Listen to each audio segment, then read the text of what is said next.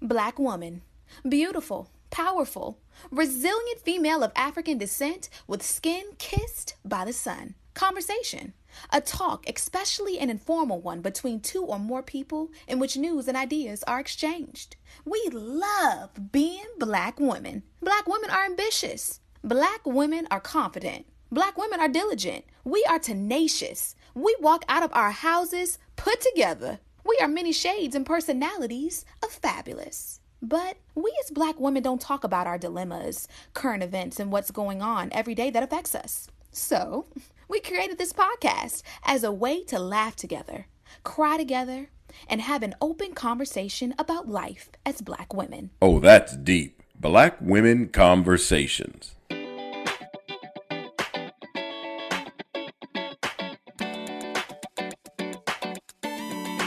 Hey, Nicole. Hey, Janine. How's your week been? Well, it's been okay, but my son has been sick, and I think that he's gotten everybody else in the house sick. So we're a little under the weather this week, but that's okay. Y'all know we record on Sunday, so y'all know it's a.k.a. Founders Day. So shout out to all my sorors of Alpha Kappa Alpha Sorority Incorporated. But so it was good. I got to talk to a lot of sorors, but I definitely was at home because I was a little under the weather. So that's how my day was. The rest of the week was okay. I mean, caring for Harrison, trying to make sure he's good, taking him to the pediatrician to make sure that we don't need to do any other tests. It's, been a little rough.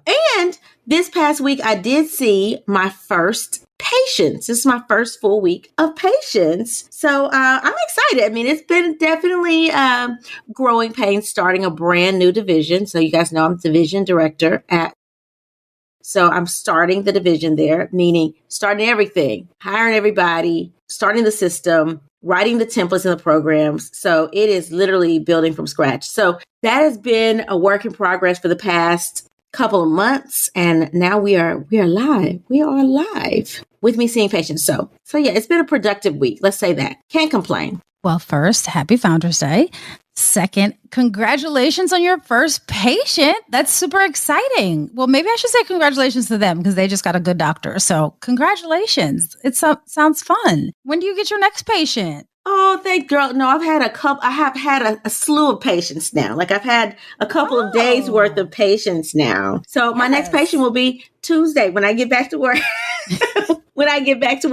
Oh, so you're super in the thick of it. That's so exciting. It's like officially off the ground. It's officially off the ground. It's officially off the ground slowly. So we're trying to schedule, a handful of patients a day. So gradually work our way up while we're fine tuning the templates. Because, you realize, you give people templates to build and then you're going through, you're dictating, you're like, I forgot the abdominal circumference in this report. Let me update the template, right? So it's a lot of trial and error in terms of getting the documentation in the system correctly. So not quite in the full swing of things, but we're getting there. Slowly but surely, we will get there. How has your week been? It's been good.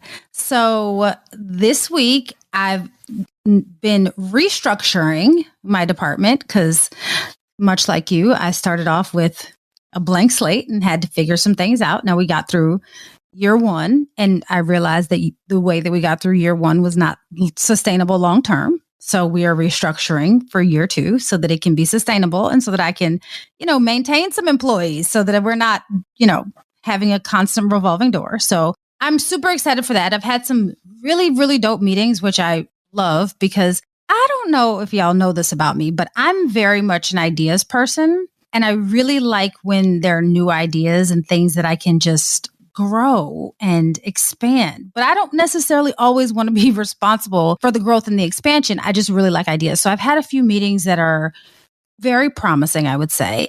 And in addition to that, I am back to reading the Bible for an entire year. But this particular time, I am doing the Bible recap, and it's by Tara Lynn Cobble. I believe that's her name. So she actually has a podcast, and that's how I found her. But she goes through the Bible chronologically. So not chronologically by books of the Bible, but chronologically is like when it happened. So super excited doing this all over again. And then hopefully I'll learn, understand some new things. So that's pretty cool. I might have to jump on that bandwagon to figure out what it is. Because if you don't read the Bible a couple of times, you'll be confused. The Bible is not a book that you're like, I read the Bible once and I'm good. No. You need to read that thing like 3-4 times. And then every time I read it, it's like something new jumps out at me. I think you're absolutely right. You have to read the Bible multiple times to understand. And I don't even think that we'll ever understand it all the way completely, because I think that there's some some vagueness in the Bible intentionally, right?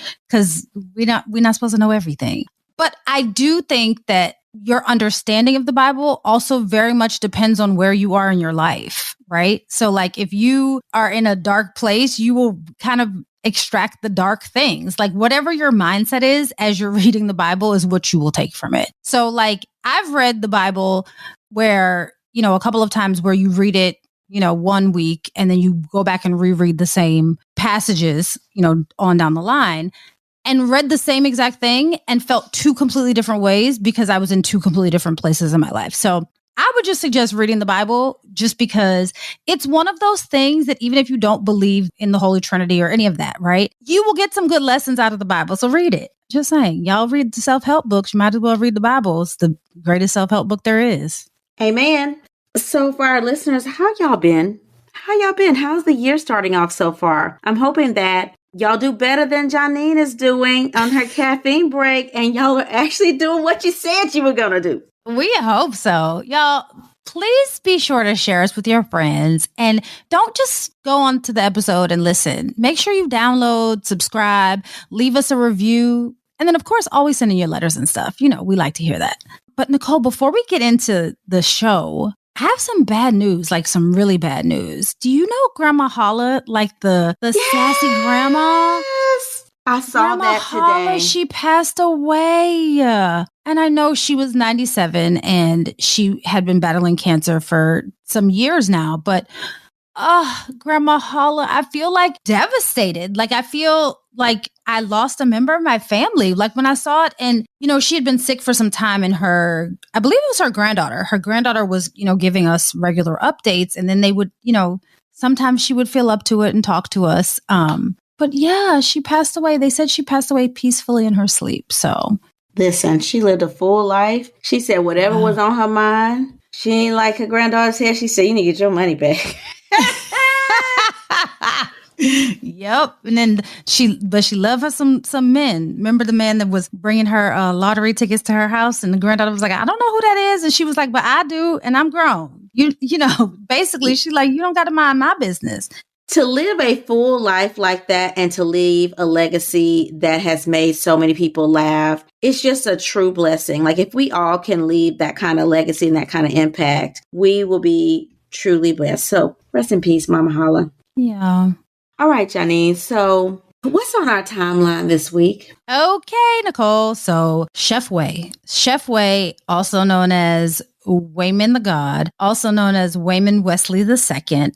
His bar card number is 241222295. And he works in the Harris County District Attorney's Office in the great state of Texas.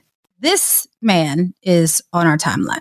I will give you a hint, Nicole. It's not because he's a great chef and a TikToker that has millions of views. That's not why he's on our timeline. But before I tell you why he's actually on our timeline, I'm going to give you a little bit of who Waymond Wesley II is. So Waymond Wesley II is an assistant district attorney to Kim Ogg's office, who is the district attorney in Harris County, which is in Texas. So more specifically, it's like the Houston area. So to give you all an idea of, if you're not familiar with where Harris County is, during election cycle where Steve Kornacki is looking at those counties in Texas, he's pointing it out on his little analyst board.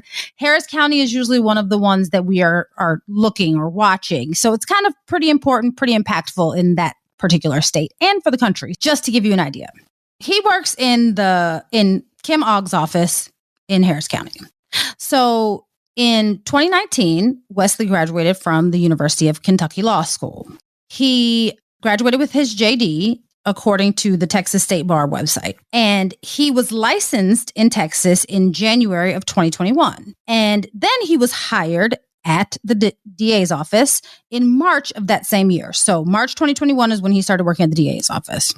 And that's where he became a prosecutor, which essentially means that his job is to represent the government against criminals in court. So the DA's office is responsible for reviewing police reports and determining if criminal charges should be brought up or not. So to me, pretty hefty responsibility, but that's not all. So not only is he the assistant district attorney, he also has a significant following as a chef on social media. So most people will consider him a social media influencer. He seems to be known like chef-wise for his like intricate pasta recipes. Now he has some recipes of some other things, but his meals are not like quick and easy. They seem to be pretty intricate. Like we are making the pasta noodles ourselves, right? So not simple. But I'm not exactly sure what he's known for because honestly, prior to this, I didn't think that I knew him as a chef. So we're going to go and say he's half DA or assistant DA and half chef. But Nicole, one pasta recipe that I know that he's never going to forget is this oxtail pasta recipe that he recently posted. So last week, Waymond, or Chef Way, posted this recipe on TikTok. And then he also posted it on Twitter. And the recipe was for this oxtail pasta recipe. And he's, making the recipe. I mean, it's pretty intricate. It looks good, not gonna lie. But when he posted it on Twitter, a model who I would consider a social influencer in her own right, her name is Erin Creer. She decided that she was going to quote tweet his TikTok post that he had posted on Twitter. And she quote tweeted him, and it said this: "I see a lot of my Black female followers interacting with this guy, and I want you to know that he spent most of 2015 and 2016 terrorizing Black women. Then he scrubbed his account.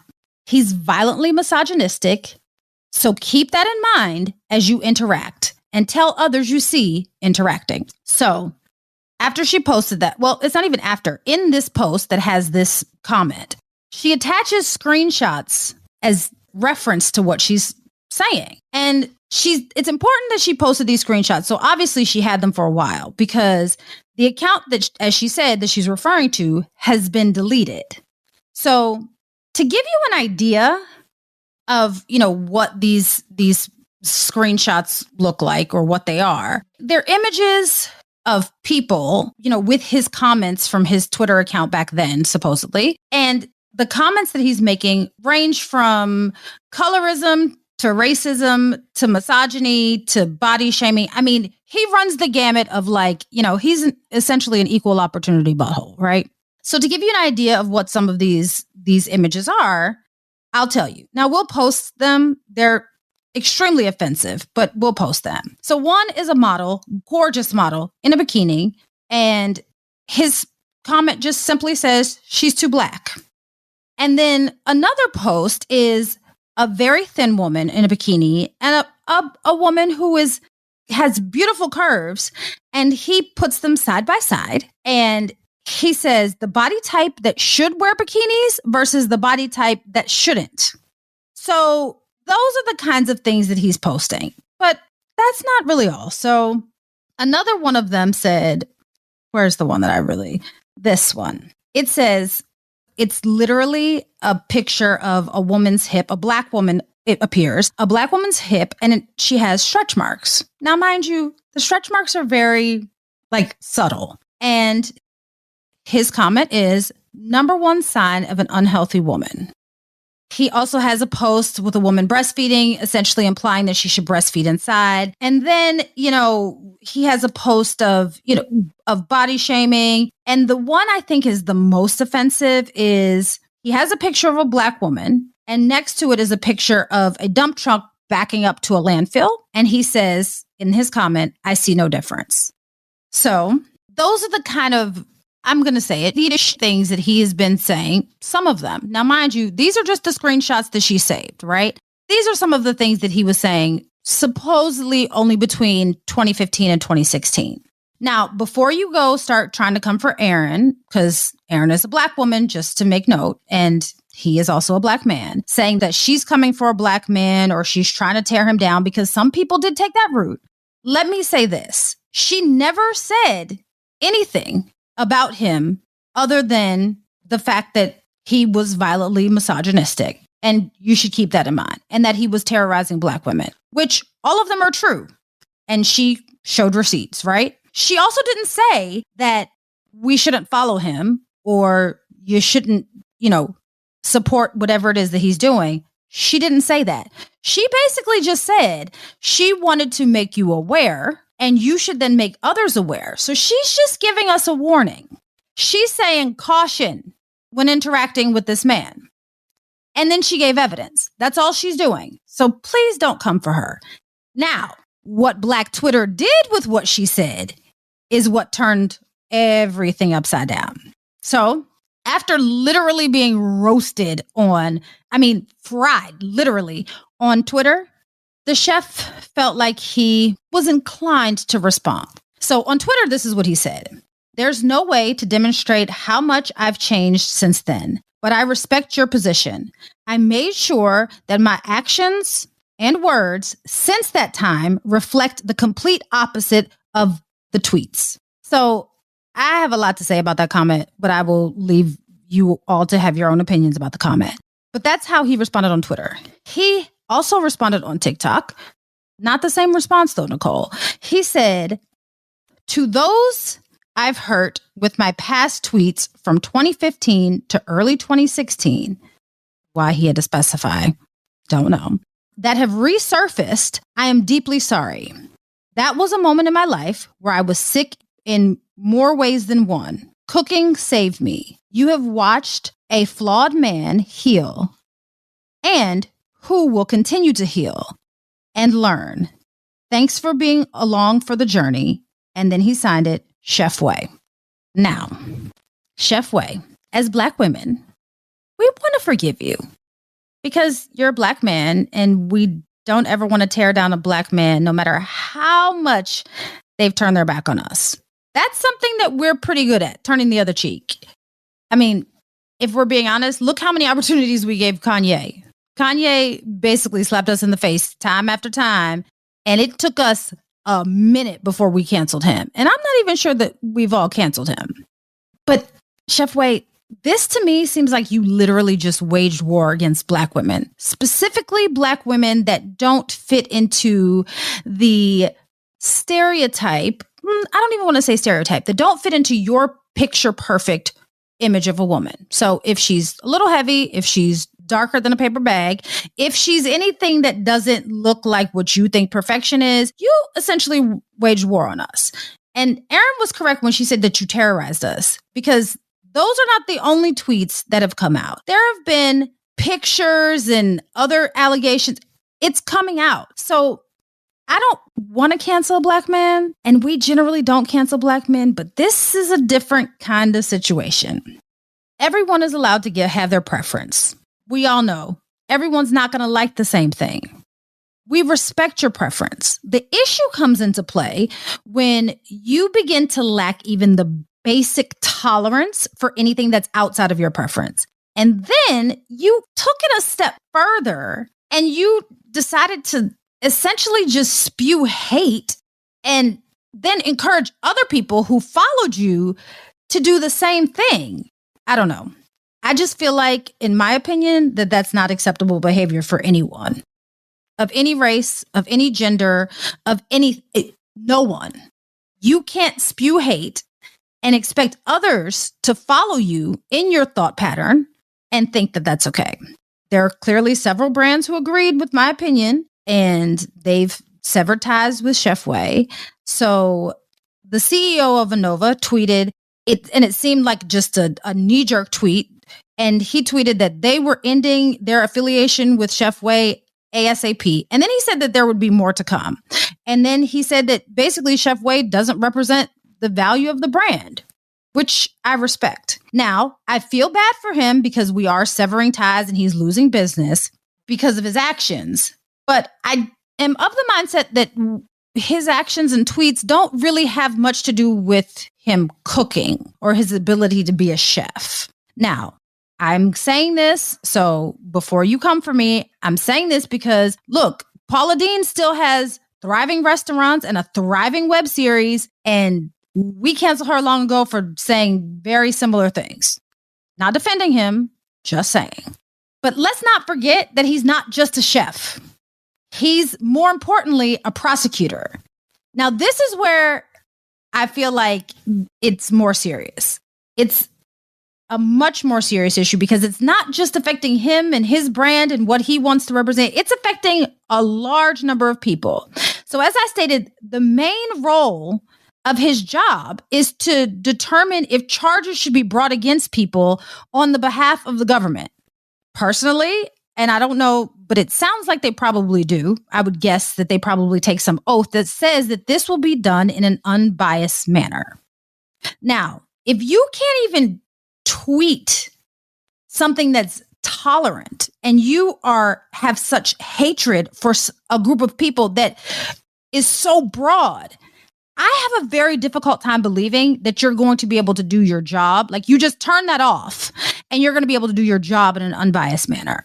Someone with such disdain for women, for Muslims, for people that are overweight, or anyone that he basically just deems unworthy, how can you expect them to uphold the judicial system? I don't know. So the district attorney, Kim Ogg, has supported him, saying that she is a believer in second chances. She noted that these took place prior to him joining the office. And she said that it was a time in his life where he was suffering with some serious personal issues, right? Including alcohol addiction. Now, I too, Nicole, believe in second chances. Everyone should get a second chance. We all do dumb things. We should all be able to be forgiven for the dumb things that we do. But my guy, my dude, Chef Waymond, whatever you want to call it, alcoholism is not an excuse. Alcoholism doesn't make you a misogynist.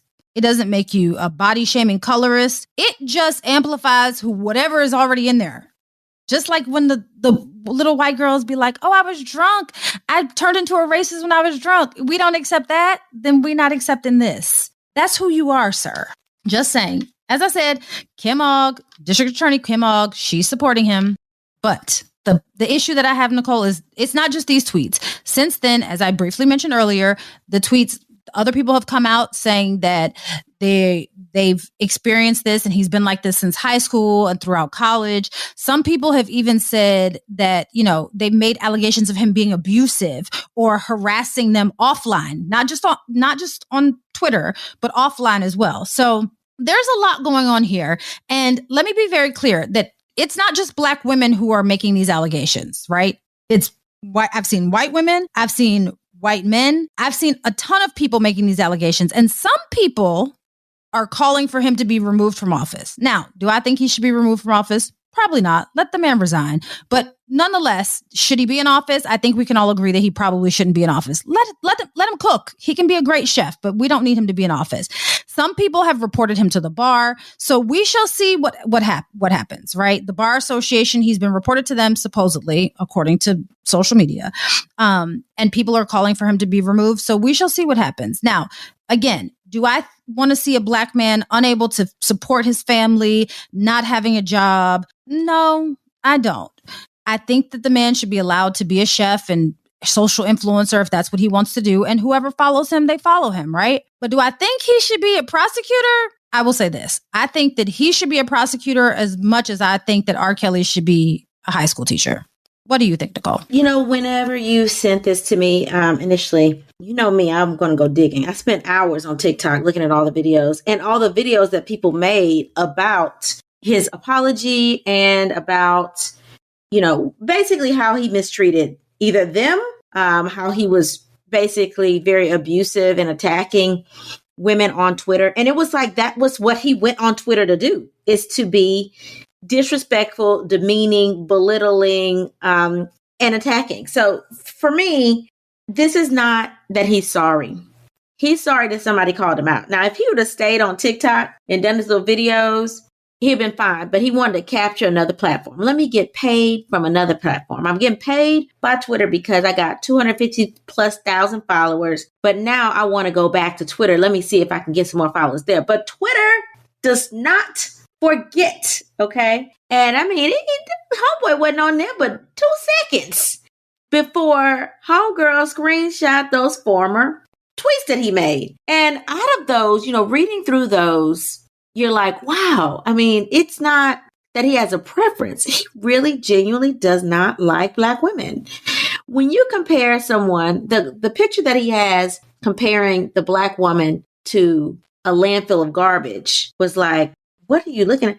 Like, that woman to about 90% of America is what we call body goals. Okay. She's snatched, y'all. She got no cellulite. She's thin in the waist. She's big bottom, big top. She got it going on, right? Homegirl looks amazing. And you compare her to a landfill full of garbage with new garbage being dumped on top. I was just floored by that. But the thing that was most interesting to me, Janine, was when he put out messages that said, Black women make great punching bags. And I was like, oh, wow, this is deep. You are an abuser. And then your mama come out, make her an account just to put out there, I did not raise you like this. I'm embarrassed. I don't know why you're doing this. When your family members come out and say they don't respect what you're doing, and then you just keep on doing it, it's sort of like, okay, what are you doing? Are you doing this to get attention? Are you belittling to get attention?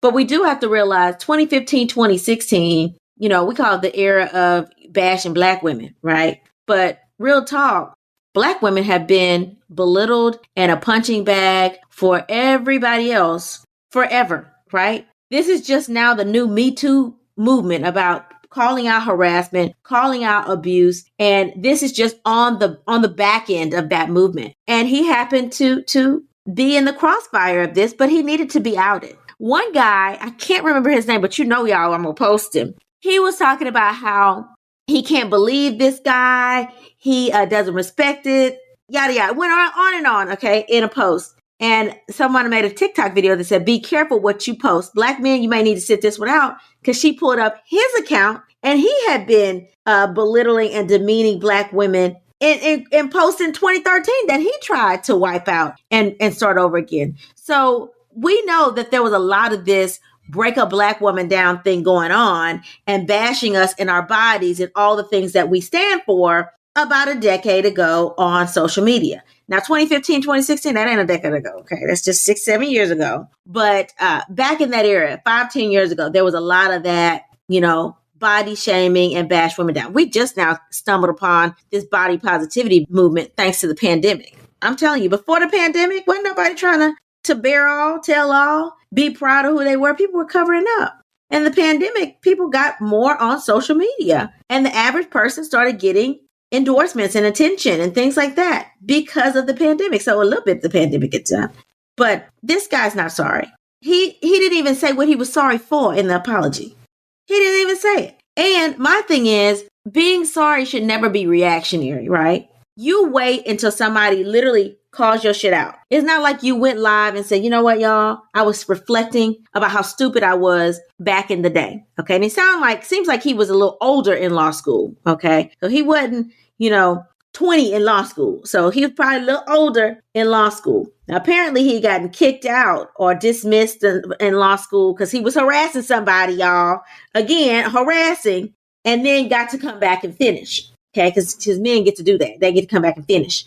But he knew better. He knew better because he would have owned his stuff before this period of time. You don't wait till somebody calls you out on your stuff to then admit that you did it and apologize. That's just like somebody in a relationship. Your man get caught cheating. They get caught cheating.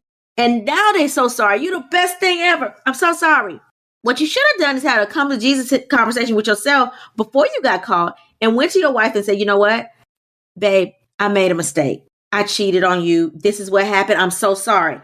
Then maybe I can move forward with you and forgive you. But when you get caught, you don't know if you're remorseful about what you did or that you're sad just because you got caught. And this is the same situation. In terms of should he be allowed to continue to be in the DA's office or not? No. I mean, this is a no-brainer. If I did the same thing, or if he were a doctor, let's say that, he were an OBGYN demeaning Black women, do you think that we want him delivering babies? Black women already have a higher mortality rate, right? And Black people already have a higher conviction rate and longer sentences. Do you think it's fair that he get to continue to practice knowing that he hates Black women? Would he be allowed to practice medicine if he were a doctor, knowing he hates Black women? No. Listen, the Texas Medical Association would have come down on the whammy and the board would have dismissed him, okay? And the same thing needs to happen in the DA's office. I'm not saying he can't practice law at all, ever, but he doesn't need to be a prosecutor in the DA's office. You know, that's just silly. Practice private law. Go do something else that doesn't allow you to be biased to the public, okay? Go do something else. Because your reaction has shown us that you're really not that remorseful. You're sad because somebody called you out on it. And you got greedy. That's how you got caught. And now, here we go. Now you're so sorry, right? Turning all your comments and all the stuff like that. He deserves to lose all of his endorsements. And the people that keep him around are showing their true colors. So I assume he's going to lose most of them, as he should. That's what he gets. Especially when Black women made cooking. We created cooking, okay? You're taking all Black women's recipes and making them your own. You know, all this jerk chicken, oxtail pasta and stuff. You're not the first person to do that stuff. Some Black woman did that in Jamaica. And you want to rebrand it as your own from a Black woman. That's the problem I have. You know, Black people love to cook and we love, you know, all these rich foods that he's obviously making. But he doesn't like Black women. He don't like our thickness. He don't like our curves. He don't like our colors. But he's a darker skinned Black man who's not in shape. So there's some self-hatred going on here that he really does need help for. Do I think he's changed yet? No, because he hadn't owned this stuff. He only admitted to it after he had been called out. Yeah, Nicole, I'm with you. I think that you're right. Go practice private law. Nobody's saying that you need to lose your, well, there are some people who are saying, we're not saying that you need to lose your license or be disbarred. What we're saying is, this is not the right gig for you, my dude. It's just not. Just like it would not be the right job for an alcoholic to go work at a bar. Find another gig. Do something else. Like, this isn't for you. And let me just say this. Do I think that people can change? Yes. But do I think that you continue to put people in a situation where they might fall back into the same pitfalls that they fell into before? No. What do you think the percentage of not just Black women, but what do you think the percentage of Black people that come through the Harris County judicial system, what do you think that percentage looks like? We're talking about Houston, Texas. I'm telling you, he's affecting Black people both online and offline. And I don't think that we give him a second platform, one in which he's going to make a living from, to negatively affect our culture. That's all I'm saying. We have to go into this year being very unbiased about canceling people, okay? You wrong us, you really don't have no legitimate excuse, you cancel. Moving on. It's time out for you getting paid off of the backs of Black women and then not showing any appreciation. I'm sorry, not a lick of appreciation. And then Melissa Tran, or whoever her name is, his fiance, who is thick woman goals. I mean, she's a curvy girl, but she ain't skinny. She look like the girl that he was comparing the garbage to. Curvy, okay? Another thing I'd like to point out, Nicole, she's come out to support him. And I don't even remember what she said because I didn't even take the time to pay attention to it too much because, ma'am, we didn't ask for your opinion. But she did come out to support him. The issue that I have, though, is there's this conversation around the fact that she has a bunch of Black friends. The argument does not work for white people. And it doesn't work for anybody else either. We don't care how many Black friends you have. And to be very honest with you, I would not say that those are your friends. If you support this kind of behavior, there's no way possible you can be a true friend to a Black person. I agree. I ain't got no 2 cents to add. I completely agree. This letter is from Risha, and she says, Nicole and Janine, y'all are the truth. I love you ladies. Now, hopefully you get to this letter because I need help. Here's the thing. I found out some crazy things about my baby sister's fiance. My sister is one of the sweetest people you'll ever meet. She and her fiance work together. They're both doctors. She's a pediatrician and he's a pediatric physical therapist. They seem genuinely in love. At least she loves him. However, I was at brunch for Founders Day and one of my sources was talking about her healing process from her ex-husband. His actual picture came up when she showed us pictures of the two of them together and how miserable and unhealthy she was due to his mental abuse. I looked at the photo and it looked like Alex.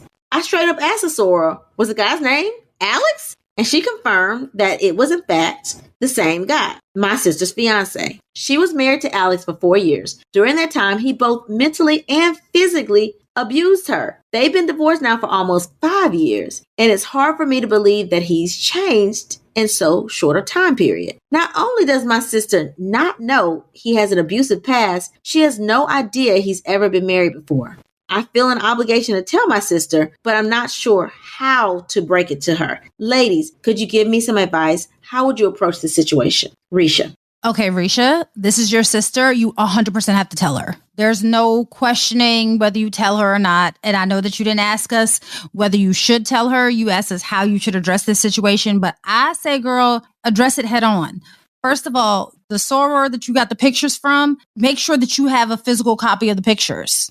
Get the pictures. And if you need to bring the soror along to this conversation, bring her along to the conversation, because you don't want your sister marrying someone who can't even be honest with the fact that he's been married before. So I was a little hesitant about the abusive nature and being able to change, right? Because I honestly do believe that people can change from being abusive. I've seen it happen, right? I've seen people who were in relationships and were abusive, and then they have changed and they're no longer abusive because they were at a better mental space in their own lives that they realized that it's not acceptable to be abusive to other people. So I have seen that change. Like, I've seen it happen, right? However, he's not being honest. And I'm not saying that he hasn't changed, but I wouldn't believe that someone who can't be honest about the fact that they've been married before, when they're about to get married again, has become a better person. So even if he's not abusive anymore,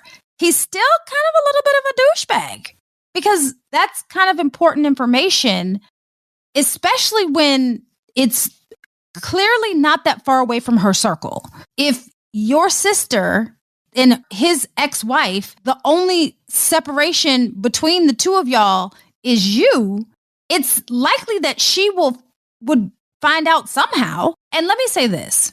I know everyone doesn't believe the same thing or see things the same way that I see them. But one of my biggest pet peeves, and one of the things that I said to my husband is, don't let me walk into the room and be the only one that doesn't know something about you, because now I look like the idiot. You had better preface every possible, like, you had better run through your mind, when my wife walks into this room, here are all the things that she needs to know so she doesn't get blindsided. And I will say, up till this point, he's done a very good job. But let me say this. If I found out today or tomorrow that he had been married before, regardless of however it ended, we done, because you're dishonest.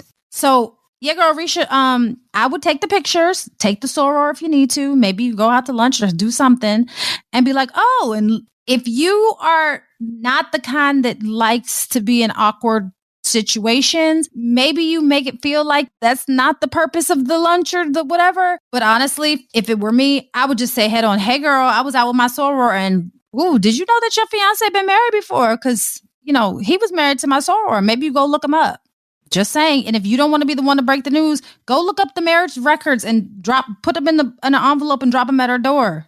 You can give her the information anonymously if you don't want to be the one to break the news. I would break the news because I feel like it would be easier. I don't have siblings like that. So I would break the news because I personally feel like, and Nicole, you can speak to this because you have a sister, but I personally feel like I would rather hear it from my sister than to just figure it out randomly. That's just me. But maybe it would be easier to find out anonymously. Who knows? What do you think, Nicole? To me, the direct approach is always the best approach. And my sister and I are really close, but I don't want to assume that everybody's close with their sibling. Okay. Because for me, it would have been me rolling in there and I've been like, is Alex home? Oh yeah, girl, here in the back. Call my head to the front.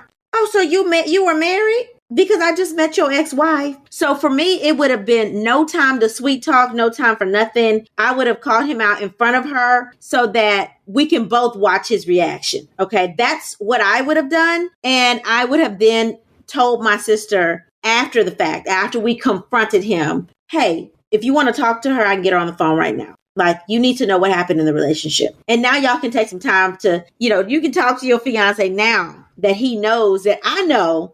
And he knows that he was lying. Like, let me watch him be silent and try to put the pieces together. You catch somebody off guard. they don't know what to say. What, what to stutter for. So for me, I'm big bold. I'm not just going to tell my sister. I'm going to tell my sister in front of you while I'm talking to you, because you've hurt my sister. You lied. You lied. Well, y'all, I agree with Nicole, but I think you should take the second approach, not the first one. Because if you go over there and be like, hey, were you married? Now you're going to catch your sister off guard. And then if he's violent, you don't know what's going to happen. So y'all be safe. Be safe out here, y'all. It depends on the person, right? Because I'd rather catch her off guard and let him try to pipe up while we both there and we can both jump on him, versus my sister asking him and then he get mad and my sister don't have nobody to have her back there. So that's why I said that. So it really depends on the situation. And it depends on, what kind of person he really, really is. Now, obviously, if he's changed, then he can be honest and say, look, I was embarrassed. I was young. I was dumb. This is what I did to change. I know people say time change. No, you got to do work to change. So then he can, show that he's changed. But if he's somebody that, seems like he's a little bit too aggressive and she's gotten one of those roughneck types, then you might want to be there when she tells, or at least have your cousins or your, uncles in the background nearby outside the door or something. I'm just saying. That's a good point. I didn't even think about it like that. But yeah, girl, you can't not tell her. You got to just rip this Band-Aid off and tell your sister she's with a liar. And tell her soon. Don't let her pay no more deposits down and go on dress shopping and stuff like that. Don't have her waste her time. Tell her soon so she can make some plans, so she can figure out her life soon. Yeah, that's real. My letter says, ladies, love y'all. I hope to meet you all one day. And then she gave us heart emoji. And then she said, baby, do I have tea for you? It's good church tea, and I don't like gossiping, so I figured I would tell y'all to get my fix. So my church was founded almost 100 years ago. I grew up in the church, and my parents grew up in the church. They met and married in the church, so you could say it's a family church. The founding pastor, we will call him Thomas, passed away, leaving the church to his oldest son. We will call him Tommy. He had always been a preacher and was prepared to step in. Well, when that happened, his younger brother kind of lost it. He turned his back on the church, had several kids out of wedlock, and was arrested for domestic violence and several other things. He even got himself into a bit of gambling debt. Well, recently, Tommy passed away. Because he wasn't married and didn't have children, he left the church to his younger brother. Now, his younger brother has since turned his life around and returned to the church, but the church is up in arms. Half of the church thinks that he should be forgiven, and the other half of the church wants him to step down. I'm torn. Ladies, I know you all know how church drama can be. What do you all think? Signed, Nita. Okay, so it sounds like little brother has now repented. If you can't get forgiveness from the church, who can you get forgiveness from? I mean, really? Like, there are so many people, leaders in the church, that have had their, scandals, right? And we know that God uses the sinner, okay? He just does. And this is probably a man that will attract a lot of people to show that God's love is forgiving. Okay. So if he really has changed, he's back in the church. I think that it's appropriate to allow him to serve. Now, I could see if he's still out there wild and he just inherited a church and he's like doing drugs on the corner. Of course not. I mean, he shouldn't be in a pulpit. But if he is professing his love for God and saying that the Lord is his savior, then who are we to judge him? Okay. Now, like everything, most churches, there's a vote. Okay. There's a vote and there's a trial period. So if he's not the person and he's not up for the job, who says he wants to do the job? Who knows? He may not even want the job. He may consider himself a baby in faith. He may not be a minister. Okay. But he's inherited the church. So it's his church because he's inherited it. That doesn't mean that he has to be the person that's leading it or the spiritual leader. He doesn't have to be the pastor. So I think that those are two different things. Whether somebody is inheriting the church because somebody literally put their blood, sweat, and tears and money into building a church, and that has been passed down from generation to generation, versus him actually being the spiritual leader of the church. I don't want us to confuse that because those are two completely different things. And I don't know how that church is organized. I don't know if there's a trustees and a deacon board, or, I don't know what there is, but usually there's some type of committee you have to answer to that will then appoint, right? But if he owns the church, he's going to have a little bit more say in it. But if you don't like him leading the church, if he does decide to be the spiritual leader, you know what you could do? Leave. There's not a shortage of churches. Find another church that is able to minister to you. Okay. There have been churches that people have told me are magnificent. They're wonderful. They're amazing. Right. And I go visit the church and I'm just not moved there. I don't feel like the Lord is talking to me there. And so you have to figure out where you hear God speaking to you at and go and serve there. So if the parishioners are pissed off because Tommy's little brother now has hold of the church, give him a try. And if you don't think that the Lord is speaking through him, move on. We're church folks are the most critical people. I will say that. We're critical. And I can say that because I've been in the church a long time and I've been Catholic and I've been Baptist. And I know that people are very, very judgy. Okay. But he who is without sin, you know how it goes. So we have to learn to forgive. If he's asked for forgiveness and the Lord has forgiven him and he's really demonstrated that he's changed his life, then why can't he serve? But again, him being the owner or the inheritor of this church versus him being the spiritual leader, two different things. And we would need to know that first. And then if you don't think that he's serving the church well, then you can move on because he owns it. Okay. So Nicole, it hits home for me because as you know, that's kind of my life, literally. But I will say this. The best thing that you said was, if you can't get forgiveness in the church, then where can we get forgiveness? And I think that it's very hypocritical of us. And this is something that we do as Christians often. We like to point out everybody else's sin, but we don't want anyone stepping on our toes. I think that you all are being a little, and I don't want to say you all because you say that you're torn. So it seems like you're straddling the fence, Nita, right?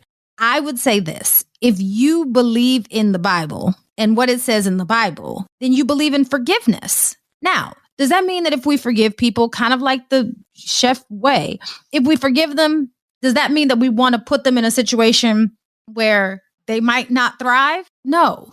To Nicole's point, what better testimony is it that essentially you went out, you turned your back on God and the church and your family and all of that, right? And you went wilding, but yet you're still a powerful man of God. I don't see a better testimony. And that's just me. I mean, I'm not comparing testimony, but I'm just saying, like, it shows the power of God, right? Like literally in your life. So maybe it's me and maybe, I'm looking at this with rose-colored glasses, but I say, this is like the story of the prodigal son. Why are you all being so difficult about this? He left, but he came back. God brought him back. You all should be happy about this. To me, maybe I'm missing something. Maybe there are details that you left out of this, Nita, but I think if he's not being abusive, if he's not exhibiting any of the same behavior and he's changed, the Lord has saved him and he's different, who are you all to say that he shouldn't be in the position that he's in? Because if God can use a donkey, I'm pretty sure that he can utilize this man. Y'all, stop being hypocritical. Y'all want to follow the Bible to a T, talk about women shouldn't wear pants and all this other stuff. But y'all, Anita, I'm not coming for you. But the people that go to your church that are not on the fence and are telling him to step down or whatever, share this with them. And let's remind ourselves that any singular circumstance in our lives could have us in a very different position than we're in now. We have zero space to judge anyone. Leave that part to God. Let this man do what he was clearly called to do. Let it go. Nita, share this with the naysayers. Share this. Let the church say amen and amen. Amen and amen. All right. So, Janine, what did you learn new this week? Okay. So, Nicole, I'm going to actually preface this really quickly by saying that in some of these comments, while the majority of people were saying, Chef Way is nuts and blah, blah, blah, blah, blah, and they were kind of, he needs to really ask for forgiveness and not just put out tweets and TikToks, right? There were some people that were on the other side of this and were like, Black women need to look at themselves and look at why they're not married and look at why this, that, and the third. So you know what? I took those and I was like, you know how when you really want to have a rebuttal, but you don't have enough information, so you got to go digging for the information to have the rebuttal? Well, here's my rebuttal. So for all of those who are claiming that Black women are the problem, and that's why we're not married, and that's why we have a higher rate of divorce and blah, blah, blah, blah. Those things are very true, but those things are only true when we are married to Black men. So let me give you some statistics from divorcesource.com about interracial relationships. So marriages involving a Black man and a white female have the highest likelihood of divorce out of all marriages. The highest. I did not hear anything about a Black woman in there. Black male, white woman. On the flip side, marriages where the wife is Black and the husband is white have substantially less divorce than white husband and white wife. Let that sink in. So for all of those who claim that it's the Black woman's fault, take that information and chew on that for a second. What did you learn this week, Nicole? Ooh, Janine, I love that information. I love that information. Listen, we're keeping it together. That's all I got to say. No knock to the other genders. But, sometimes because I feel like there's so much negativity about Black women, it's always good to hear a little bit of positivity. So thank you for sharing that one. I love it. Love it. All right. So according to GotStuffCounseling.com, here's what you need to know about people changing. Because you always ask, can people change? Can people change? Nah, people can't change. Yeah, people can change. But here's what you need to know about people changing. Number one, you can't make them change. Let that sink in. Because we try to do something to make them change, right? You can't out-sex them. You can't do massages. You can't cook a good meal to make people treat you better. You just can't do it. Okay, they have to change on their own. They have to want to change. Change won't be quick. Okay, it's going to be a slow, progressive process. Number three, there will be setbacks. So you'll see the change and then all of a sudden you're like, this dude ain't changed at all. Then you'll see the change and you're like, well, maybe he ain't changed at all. You see the change again. And you'll be like, maybe he's changing. So it's progressive and there will be setbacks. Okay. And number four, your boundaries and limits are crucial for both of you. Okay. So you allow people to treat you how you want to be treated. And that is something that will help motivate change. You want somebody to stop talking you crazy? Stop allowing them to talk to you crazy. And if they continue to talk to you crazy, move on. Okay. That will encourage the change. All right, Janine, are you ready for the motivational moment? Yes, ma'am. All right. So the motivational moment comes from Andy Warhol. And he said, when people are ready to change, they change. They never do it before then. And sometimes they die before they get around to it. You can't make them change if they don't want to. Just like when they do want to, you can't stop them. So the answer to the question about can someone really change is yes, if they want to. Until we meet again. Pray, work, slay. And show off your melanated excellence. Bye. Oh, That's Deep, Black Women Conversations is produced by Nicole Lee Plenty and Janine Brunson Johnson. Executive producer, Ken Johnson. Get the Oh, That's Deep Black Women Conversation podcast on Apple Podcasts, Spotify, Stitcher, Google Podcasts, or where you get your podcasts. Please subscribe and rate us. You can follow Oh, That's Deep Black Women Conversations on IG at Oh, That's Deep BWC. Oh, That's Deep Black Women Conversations is a Mean Old Lion Media production.